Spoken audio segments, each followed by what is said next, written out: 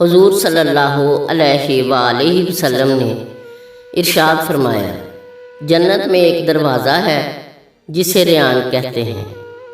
اس دروازے سے قیامت کے دن روزہ رکھنے والے ہی داخل ہوں گے، ان کے علاوہ کوئی اور داخل نہیں ہوگا۔ کہا جائے گا کہ روزہ رکھنے والے کہاں ہیں؟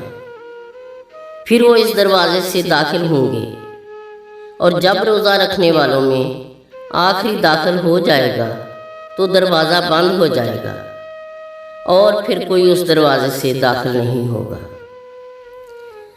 جب رمضان آتا ہے تو جنت کے دروازے کھول دیے جاتے ہیں اور جہنم کے دروازے بند کر دیے جاتے ہیں اور شیطانوں کو جکڑ دیا جاتا ہے۔